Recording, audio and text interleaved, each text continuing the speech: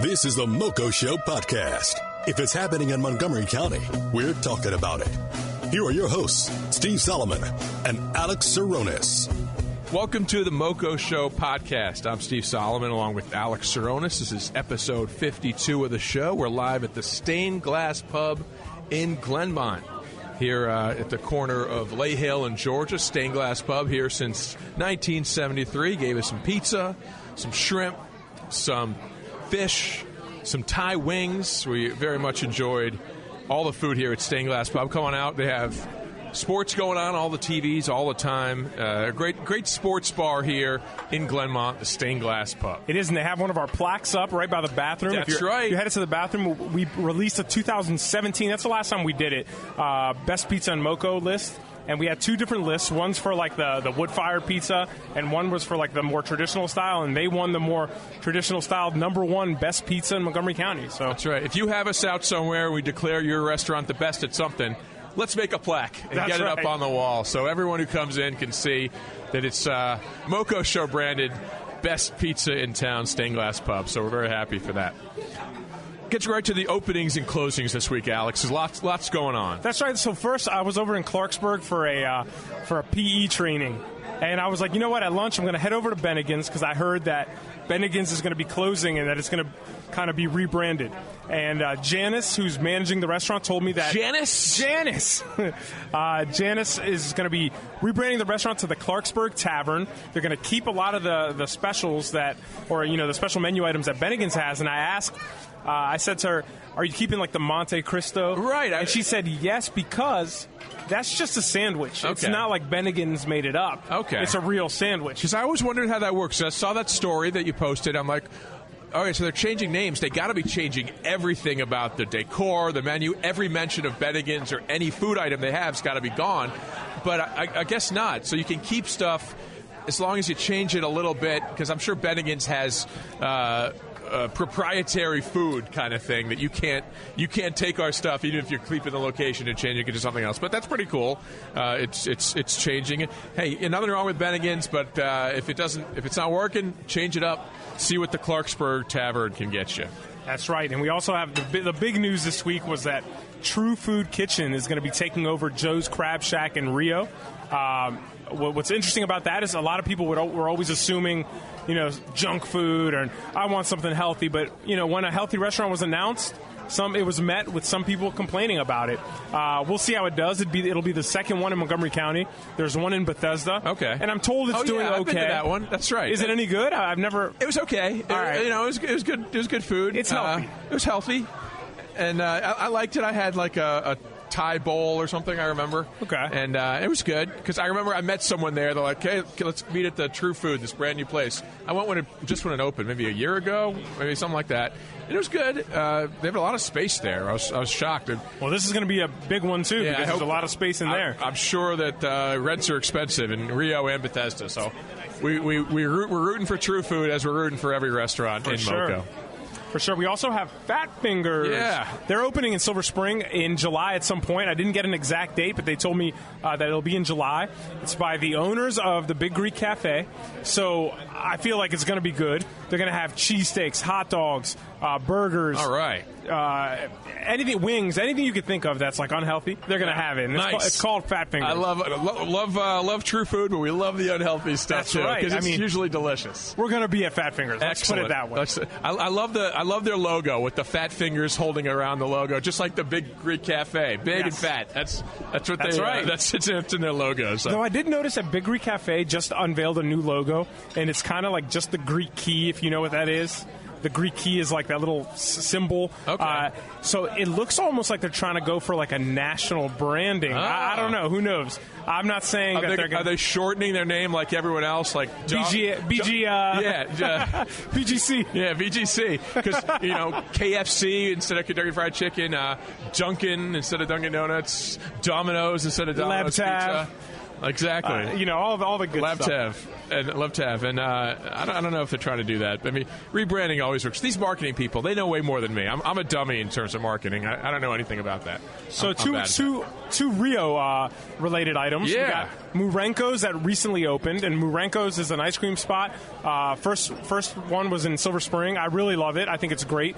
So this is a pop-up store, which means this. It's basically a freezer in an old 16 handles location. So they scoop it out of the freezer that they have in the back. So there's no bells and whistles. Okay. You walk in, you're getting ice cream. Right. So if you're looking for like cool paint on the wall, you're not going to get it here. It's basically you order one of their great flavors, you get the ice cream. And a lot of people actually complained. They were like, I paid $3.25 for a skin. I was like, well, that's how much it costs at Baskin Robbins. Right. It's not like they're charging $8 for it. Right. And Baskin Robbins stores are nice, but they're fairly simple. It's half of the store's freezer and scoop area and the frozen ice cream cakes, and they have like 3 tables in there maybe at a Baskin Robbins, and a lot of people don't sit there and stay. So I gotta give Murenko's a try when we go to Rio at some point, because I think I'm gonna go next week to Rio because this new opening of Dave & Buster's, right? Are you going to it? Might as well, right? Yeah, it's cool. It's going to be the second Dave & Buster's in the county.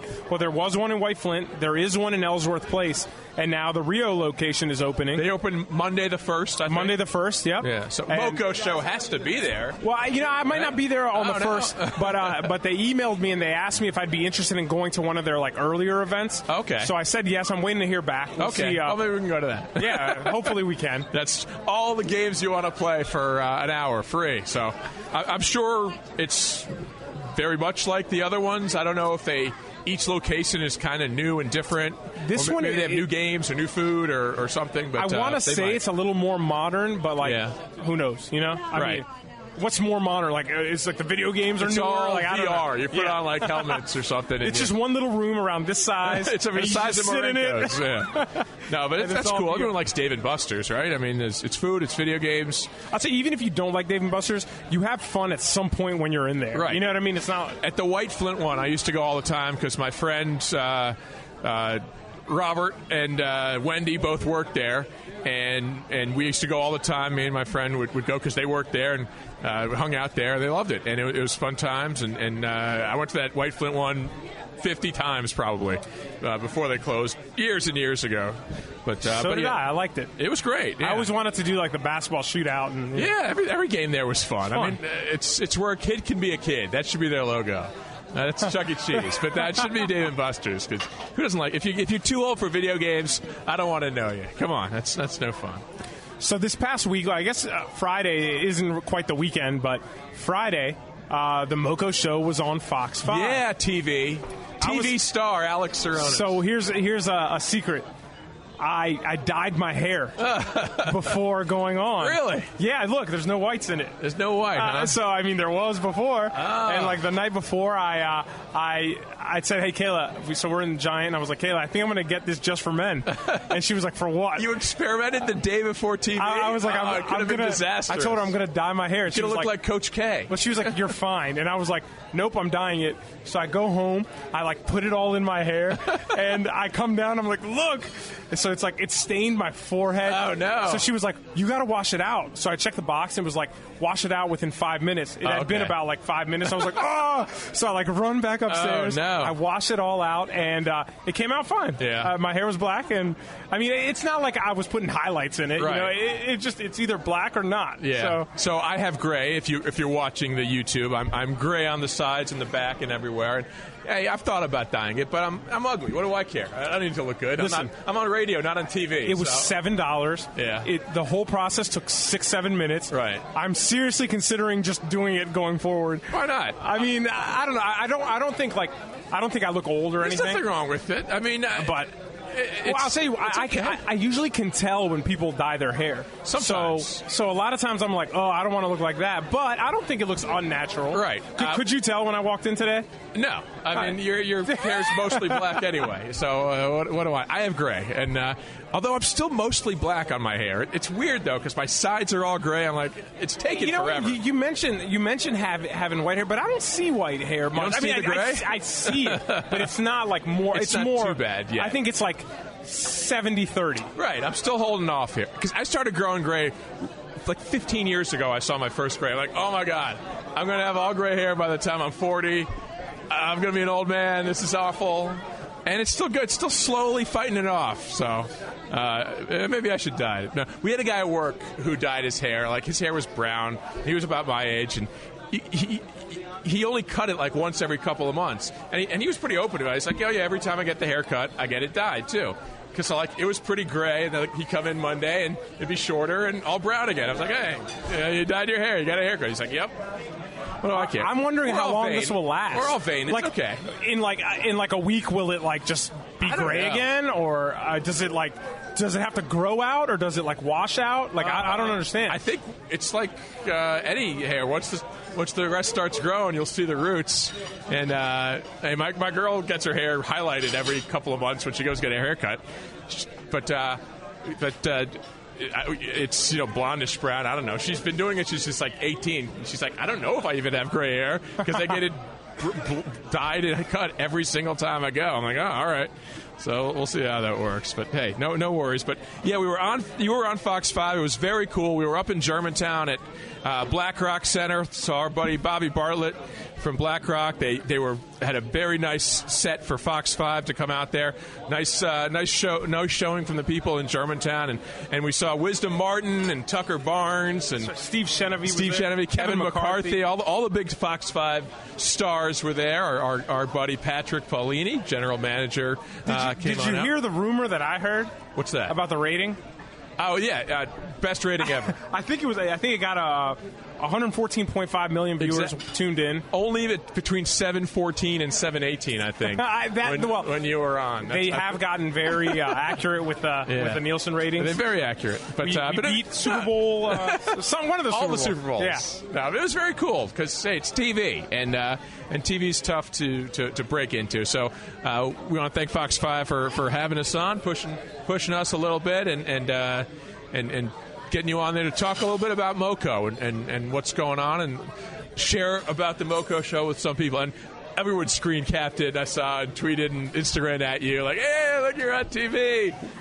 We should probably have our own show on Fox. I would think so. I mean, I'm willing to expand to other areas. I'll talk to Patrick. Hopefully he can put us on there. I mean, look, Fox 5 Plus. Exactly. I'll tell you, I think me and you, we can reach enough people to watch to get them some ratings. I hope so. I mean, we have enough of a following on social between media. your following and my minuscule following. Hopefully, there's enough people out there who like us. But it was very cool. I mean, they were in Silver Spring a few weeks ago. Had Councilman Hucker on and his son, which was very fun. I watched that. They were in Germantown. They're going all over the DMV area. Virginia, probably D.C., elsewhere outside of MoCo. We won't cover those as much, and they probably won't invite us back. But it was very cool to have them out there in Germantown. I know Black Rock Center liked it. Our friends from Visit Montgomery were there, so it was a nice event to have in Montgomery County, and we enjoyed that.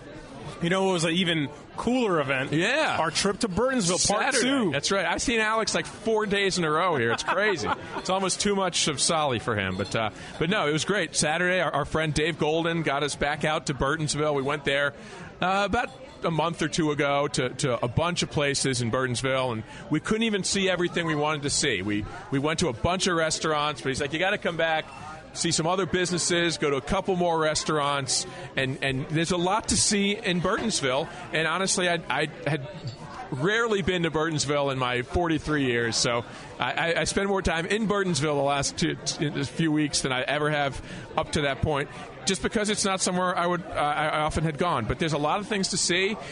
This time we went out to Squisito's, where we met Chris Rodney, who is an awesome guy. Couldn't have been a nicer guy. He had us making garlic knots and baking pizza, had us back there, put our aprons on. John got some good footage of that, and we got pictures and video. It's great. And he showed us about how to do this stuff. And we all rolled the dough, and stretched it. It was a lot of fun to do. And we have a video of it, too. It's up. And it's yeah. I mean, it was fun making those pizzas and the garlic It was knots. fun. It was very cool. And Squisito's was very nice. Chris is the owner of that one and the co-owner of another one in Virginia. Squisito's has 5 or 6 local locations, and pizza, even the one we made, was pretty darn good. The garlic knots were fantastic, and the pizza Chris made was a little better. I'll give him that. But delicious lasagna pizza from Chris at Squisito's. It was very nice. And then we went to see Rachel from the Humane Society. She lives in Burtonsville and told us about the Montgomery County Humane Society, and they have their Yappy Hour coming up in July. July 11th, July 11th at Green Turtle right there in Burtonsville. I might go, but I don't know if Nash is. He doesn't like going to Burtonsville. It's a little too far for him. He's like, oh, Dad, this is too far. I don't want to go all the way there. But no, these Yappy Hours are great, benefiting the Humane Society. And I learned a lot about the Humane Society because I was like, some Humane Societies are government, some are private, they're a complete nonprofit, separate from the government. They are just like a rescue. They got dogs and cats that they try to help and get adopted. And Rachel told us all about that. And then we headed to Meadows Farms, which is 2 meadows, 2 farms. A lot of meadows, a lot of farms, which is one of the biggest nurseries. No babies around. there, though. I saw no babies. No babies, just flowers and plants. And they have, you name the plant, which I'm not good at because I don't know much about plants, but they had it. Holly from Meadows Farms showed us everything there. They had more flower pots than I've ever seen in my life.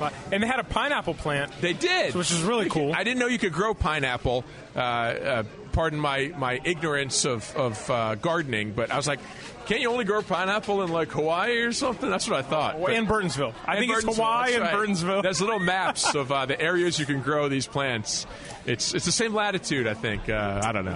Hawaii and Burtonsville. But it was very cool to be out there. And we ended the day at the Hickory Grill where Ricky, who's the owner now, a very interesting menu at Hickory Grill. Ricky is Indian, and the menu is part Indian food and part Hickory Grill with a little bit of... he did say he's going to go more southern with the menu. He's going to change up his menu a little bit. We had some blackened chicken pasta, which was delicious. That angel hair was just so good. Really good at Hickory Grill, so we want to thank them all for that. We saw a couple things we didn't even plan on. That's the cool thing about going to new places. You see things you don't even plan on. We were driving by in Briggs Cheney. We saw this purple field. I'm like, what's that? And you were like, let's stop and take a look. So out you went. Right on Castle Boulevard in Briggs Cheney, and we hopped out, and it was this, like, hybrid soccer football field where it had field goal posts and goals, and it was just awesome. You know, and there was these kids playing. I was like, what do you guys play here? And he was like, sometimes soccer, sometimes football. Yeah, it was weird. I was like, is that a football field or a soccer field? Because it had a goal, like a soccer net, but it had the uprights, too. So I guess it could have been both. When we say purple, it was like a legitimate It was like deeper purple than Ravens purple. Yeah. It was very purple. So we saw that. We saw like a makeshift dog park right next door to that, which I thought was cool, too. It was just a little fenced-in area next to this apartment building, and I don't think it's a licensed county dog park. The apartment building just put up a fence and put up little pictures of dogs on the side so people know it's a dog park. I'm like, that's great. When there's a lot of new dog parks coming to the county, which we'll let you know about when they happen, but I thought this was very cool. We even stopped at the Burtonsville Fire Department. We did. How nice were they, man? I swear firefighters are the specifically best. Dish. We love Dish. Kind of took us around and showed us everything. Dish was great. I mean, he showed us all around. We held the jaws of life. We did. We each held the jaws of life. We saw the door that they practice on to try to break down. We met Chief Ryman, who I've met before. Was very nice to us there. So couldn't have been nicer at Burtonsville Fire Department. They were out grilling on a nice summer weekend, and they invited us around and showed us around. I've been in many of the firehouses since when I ran for council. I visited a lot of them. Every one of them invited me in, told me all about the place. I met all the firefighters. Couldn't have been nicer. And half these guys were volunteers. They don't make any money, and it's so noble that I want to point that out whenever I can that they're doing that. So. Thanks to our guy, Dave Golden, Mr. Burtonsville 2.0, and check out Burtonsville when you have a chance. It's not that far from a lot of places. Dave was great, and you could tell he loves Burtonsville. He does. That's his home, man. He's been there his whole life. He's Mr. Burtonsville and showed us all around, and we're glad to meet all these new businesses. And even though Dave lives in Pennsylvania. He does. He's never lived in MoCo in a day in his life. That's the weird part. But yeah, that's one of the cool things about doing the show. You get to meet new people and meet new businesses. I mean, we could go a new place every week in MoCo and not repeat for like 15 years. That's the amazing thing. So we appreciate that. It was very very cool. So this next story that you have here on tap for us, Bethesda basement death. Yes. Let me tell you before we get into the sentencing. I think it was 9 years, right? Yes. This guy, Daniel Beckwith. I guess a couple former students of mine that know people that know the gentleman that was killed, and they were saying that this was legitimately like a murder. They were saying like he trapped him in there in an attempt to kill him. Really? So who knows how true that is? I don't know about that. Maybe, but they were really upset with the 9 years. Really, because what the story we got from the news and from the trial was that this guy Beckwith, who was wealthy from his business, was a hoarder and very fearful of either war or nuclear weapons or something. So he wanted to build this underground labyrinth and tunnels. Hired this guy. It was obviously not permitted, not sanctioned. No one knew about his digging, and sadly, his home or the underground collapsed, and this guy died. And that was the story I heard, but I don't know. I haven't heard a specific other story. I just know that the way they were tweeting and what they were saying was as if like. They said this guy literally lured my friend into, so who knows? Well, he got 9 years, so that's more than you would have gotten if it was a complete accidental manslaughter thing. So I guess, who knows? I don't know. I don't know what happens to the house either. If it's like condemned or still a crime scene or what happens to it. I guess what happens to your like bank account? Like, for example, if you have like $2 million in the bank and you go to jail for 9 years, do you come out and it's like $2.5 million? Well, see, that's the thing. When I went away for a year, I was like, who pays my bills? Well, no, I've never been in jail, but that is something I wonder about. Like, who pays your bills when you're in jail? Do you lose your cell phone? I mean, do you have to have it like on auto? Do you have to quickly automate things? Hi, if you're calling, I've been locked up for 3 to 6 months. Don't worry, I'll be out. Leave a message. No, I don't know. Anyone in jail, let us know, who served time. And some of these weird things that happen. What do you do? How do you pay your bills?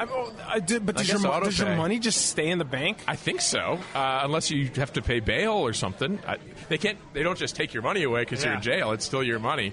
It's FDIC. But you can't use it, right? Not in jail. I don't know. You get all the ramen. Are there ATMs in jail? Can you get cash? Is it still all cigarette trade like I think in the movies? I have no idea. I've done ramen from, the shows I've seen, ramen's like what you trade now. We should ask Chief Manger when we had him on. We should have. We have him back on. Maybe Pete Perringer will know. Yeah, we'll get him Pete on. Perringer. We met him at the Zip Trip, and he's going to come on the show at some point. Yeah, I've never been. I don't want to know because I like my freedom, and will hopefully never commit a crime to find that out. But they haven't caught me yet, so we're hopeful, Alex. They haven't gotten me yet, no. But that is interesting about jail. So, yeah, this guy is locked up. A happier story that we wanted to share with you. I saw this story and thought it was very cool. I didn't even know this girl was from MoCo until I saw it posted. Sophie Wilcox was her name, and she made a video that's been seen by 6 million people. More now. People just picked it up yesterday. Oh, wow. Okay. Yeah, so it's funny. Like, some viral things get hot right away, and then like 3 weeks later you'll see it on CNN or something like that. It takes time. So she was a Quince Orchard student. She's in college away now, I think. But on Father's Day, she did this very cool thing. For many years, her stepdad would leave her like a Post-it note on her door, like a motivational thing. Very cool. And he probably forgot about it. She forgot about it. And she actually did. She said she kept them all, though. She kept all these notes. And for Father's Day now, she put them all together, framed, and put gift wrapping all around it and filmed her dad opening it. And it was very cool and emotional. And You never know what goes viral. I wish I knew, so something I did could go viral. How cool was that, though? That was very cool. It brought him to tears. It did. I believe his name is Brian Sandusky because he was tagged because he's from MoCo. So when I posted it, people were tagging him. So his name's Brian Sandusky. It's her stepfather and emotional. I mean, I was almost I was in like, tears. that's cool. Even a heartless bastard like me found that to be very sweet. So I like that, and I'm glad this could get some attention for a good deed like that. Very, very cool that she did that. I thought that was very nice. So the council confirmed Casey Anderson and Partap Verma for the planning board. So the planning board, if you don't know, is a 5-member board headed by a chairperson and 4 other members that basically plans where are we going to dinner tonight. Not that kind of planning. That would be good, though. I wish we did. They plan all the building in the county, zoning, residential, commercial. You got to go through the planning board to get it done, and they're very influential. And 2 members, Casey was up for re-election, the head of the planning board. Cool guy, I've met him a few times. And 1 seat was open because someone was retiring. And a bunch of people applied to this planning board. I think 24 people applied for the 2 positions. They interviewed 7 people, and they chose to reconfirm Casey, who's the head of the board. He's doing a great job, I think, and I like the guy. And 1 new member, this guy Partap, and he's a planning guy, a lawyer, and they really have a lot of influence on what happens in the county. So they got a lot of good support, and they were unanimously voted by all 9 members of the council for Casey and for Partap. So I look forward to some ideas that they have on the county and development and growth and I think it'll be a very cool 4 more years for both of them. The fine for driving past a stop school bus with its stop sign out. Right. So we've all $250. We've all seen this, and we've seen people do it, and they got the little cameras on the buses, so they'll get you. So don't do it. If you see a school bus, and know the rules, because if it's on like a 2-way street, even if you're going the other way and there's no median, you have to stop. You know, I saw somewhere that's out of all tickets, those were the most contested. I don't remember where I saw it. It was Probably. a couple months ago. Those were because it was $250. It was a lot of money. Because but a lot now, of people they're like driving and they don't even see the school bus thing stuff. Look, honestly, like when I'm driving, I go by 2 different crosswalks on my way to work all the time that are not by lights. And when someone's standing there, you have to stop. And sometimes you see someone coming and you're speeding along at 45 and they stop at a stopwalk and they're like, oh, darn, I should have stopped there. And technically, I guess I was in the wrong. But with the school bus, you got to pay attention. At any point, they could stop and put their little red stop sign out. So you got to be careful, especially if the fine's $500 now. $500 now. That's a lot of money. It's not a little bit of money. Just stop. And just stop, just in case. So a fun story, and this is a young lady. Well, I guess she's a woman now, and she used to work with me right out of college. She sent me over a picture of 8 teachers at Cloverly Elementary School. Yeah. All of them holding their babies, and they were all born within the last 6 months. So Cloverly, all different fathers as well, as far as we know. Yeah, as far as we know. But Cloverly Elementary School has to deal with a lot of subs, I'm assuming, in the last 6 months, because 6 new babies were born. So congrats to them for that. That's a pretty cool story. That is cool. And now something scarier. Scary. The most viewed trailer in Montgomery County. Alex is not only a podcaster, not only a cinematographer, a website designer, a social media influencer. We've delved into the movie business at the MoCo Show. We're multimedia now. So here's how this went down. A friend of mine texted me and said, hey, they took down the white scary swings. So the red ones were still up, but he told me they took down the white ones. So I thought to myself, maybe they have them in a pile somewhere ready to throw away. Like these are the swings on 270 that you see between exit 10 and 11 or 9 and 10. If you look at your right going north, you're like, whoa, what are those things? Those scary looking things. Yeah. So I thought maybe they'd be on the ground and I'd be able to take the white swing and just put it in my backyard at home, and I have that big scary white swing in the back. So I go over there and I go there. It's the middle of the day, bright. It's like 1 o'clock in the afternoon. Yet it's still kind of scary. And when I got there, one of the swings was there's no wind. was just kind of moving on its own. I was like, this is insane. It's like Blair Witch here. So let me add a little to it. I gave it a little push, and I filmed a couple quick scenes, and I put together on iMovie a trailer. You spent several weeks putting this together. I want to tell people the hours and hours of effort. Several weeks putting this together. So I know. In all honesty, I put it together in about 20 minutes. That's okay. But it was Londonderry the movie. Right? Londonderry the movie. Londonderry's a neighborhood in Gaithersburg. It's across from the Planet Fitness on Muddy Branch, but pretty cool. If you watch it, you'll get it. You'll understand. It was very cute. I like that. That's good. And another thing you can see at our fine YouTube channel, between John Lynch's fine food reviews and at La Canela and our episodes in full, if you got some time to watch that, you could see how handsome we all are, and how David Kottler is as well. And but yeah, we're delving into movies here with Londonderry. So this happened last week, but we didn't mention it. A world champion came out of MoCo. That's right. Toronto Raptors won your NBA title. So Malcolm Miller played at Gaithersburg, and I actually coached against him. And I remember, so when I coached against him, I think he was like a junior. Wow. So he was like 6'5", 6'6". He credited his going against you as to why they won the title. He literally said why and coaching against Alex 5 years ago. So he remembered his coach game planning against my game plan. That's right. And it kind of helped push him through. Steve Kerr was okay when I played against him, but Alex Saronis all those years ago. But let me tell you what's interesting. Malcolm Miller was a very good, but I wouldn't say like great high school basketball player. Like he was averaging like 16, 17, if I remember correctly. He was good. Right.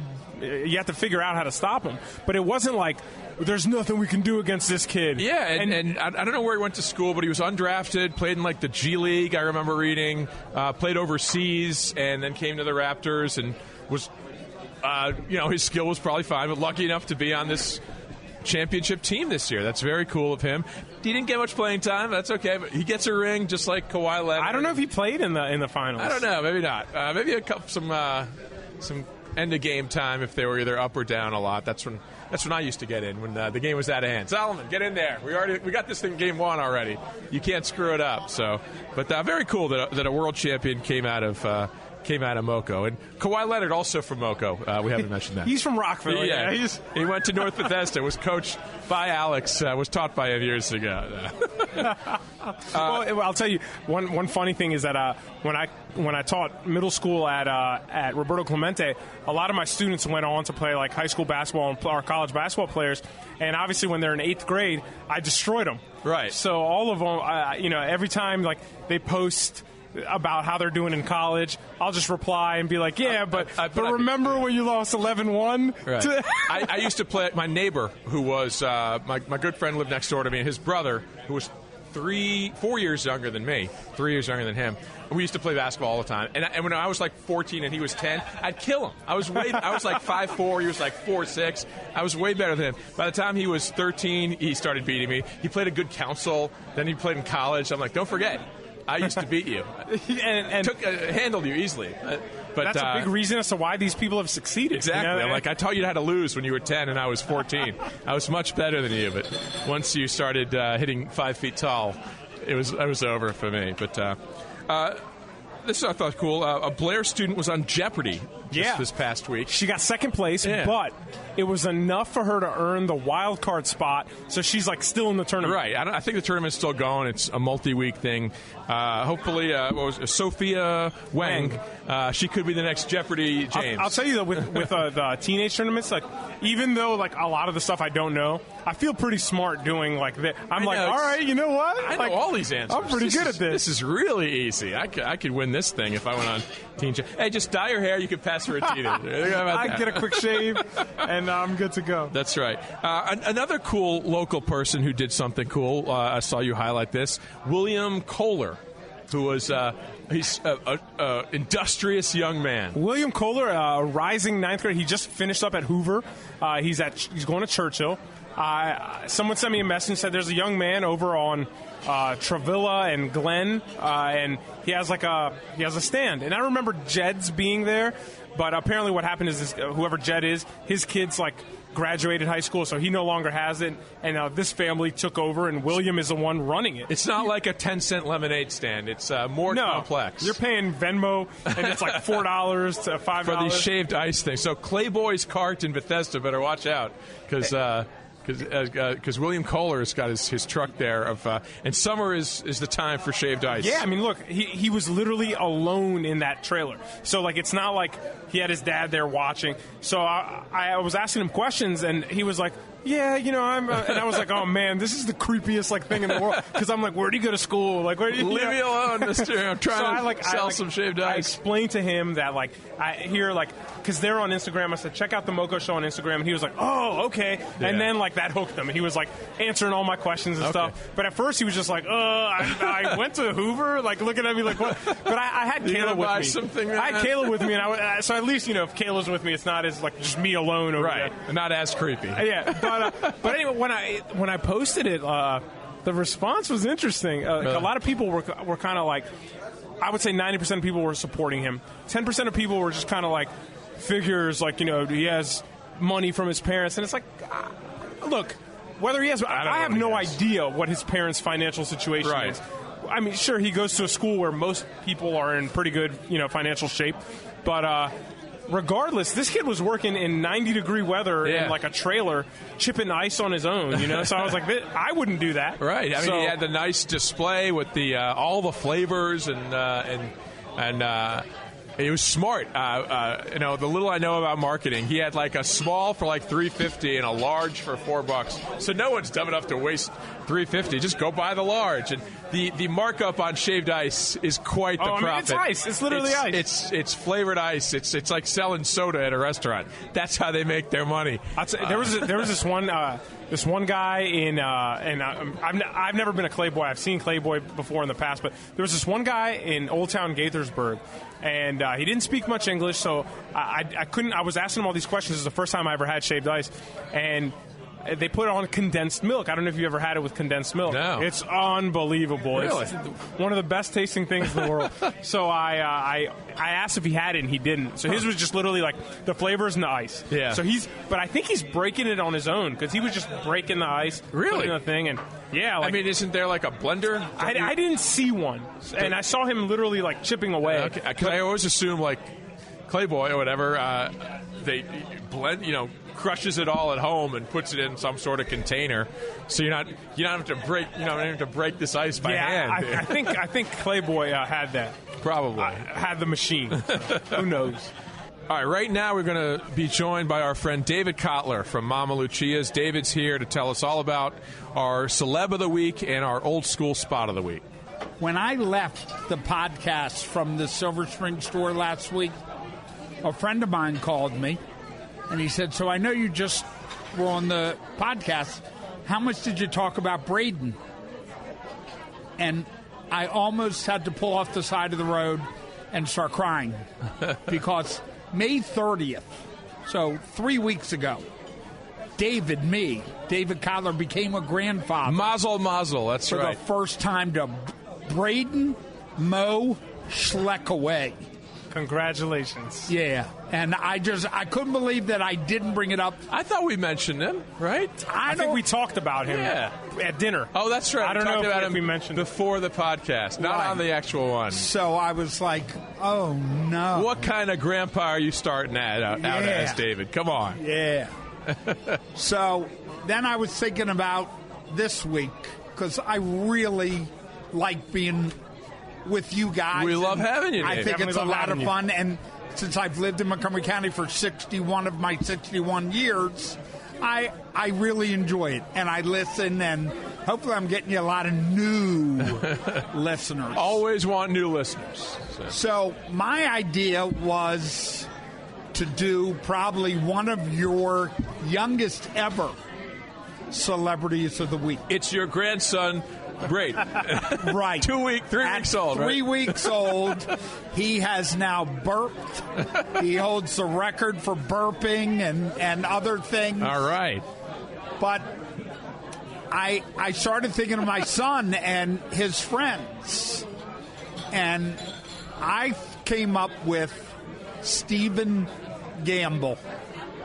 Stephen Gamble is an Olney kid, raised in Olney, grew up in Olney, and went to Sherwood, then to University of Maryland, then to Salisbury. Parents, one graduated from Northwood, one graduated from Kennedy. Two older sisters. And these girls were not easy acts to follow. Lauren and Jackie. I think I've got this right. Lauren was an athlete in girls soccer beyond belief. And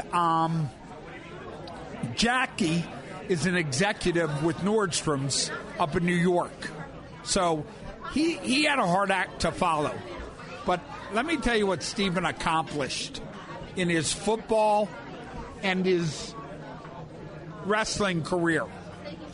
So if you start with football, he was a 3-time Maryland State football finalist, a Maryland State football champion.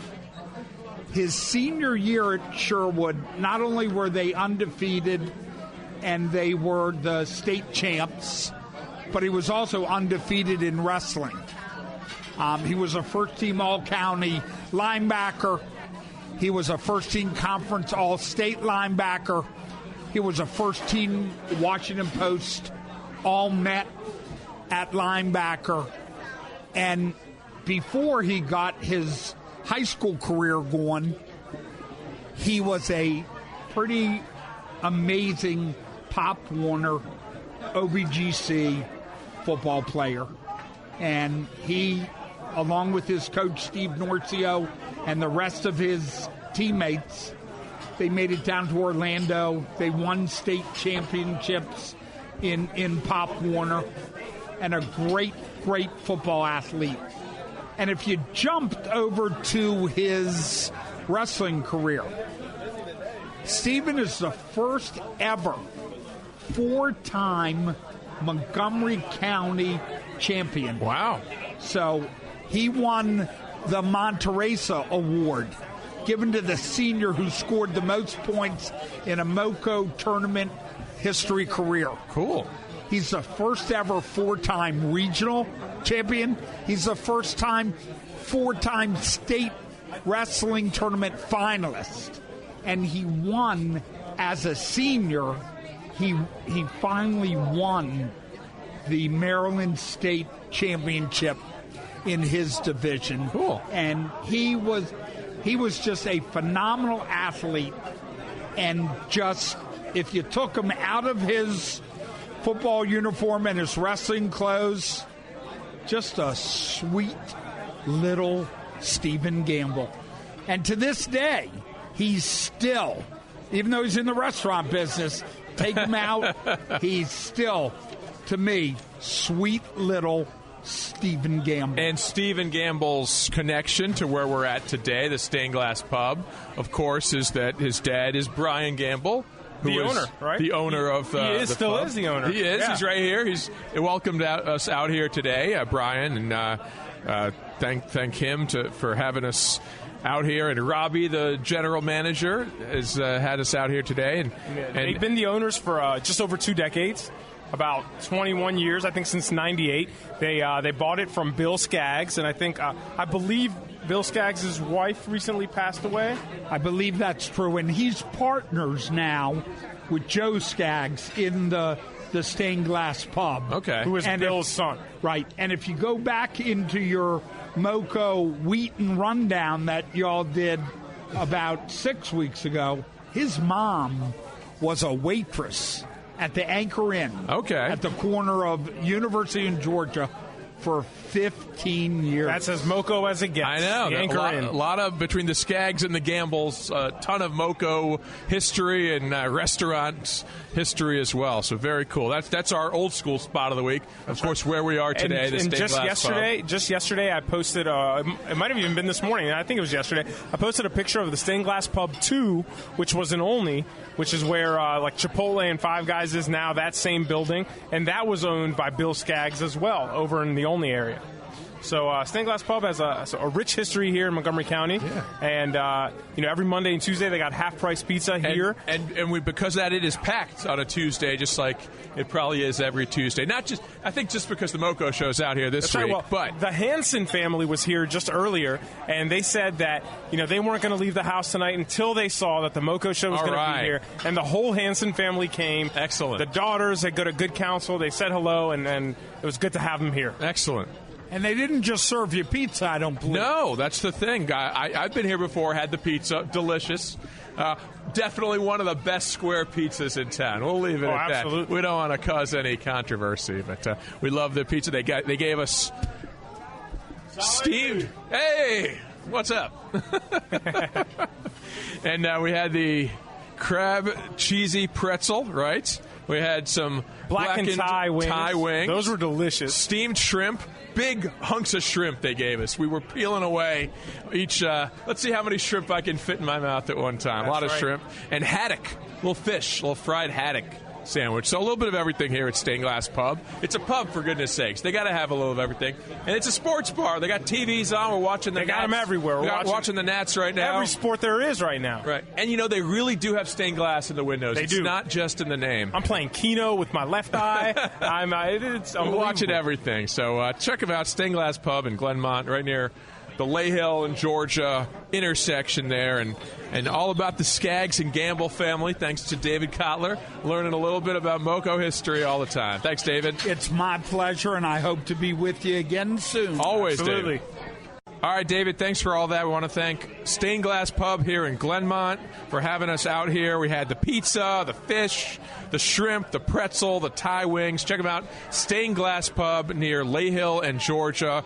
Since 1973, your favorite sports pub in town, Stained Glass Pub. Want to thank them for having us out, and we'll talk to you next week.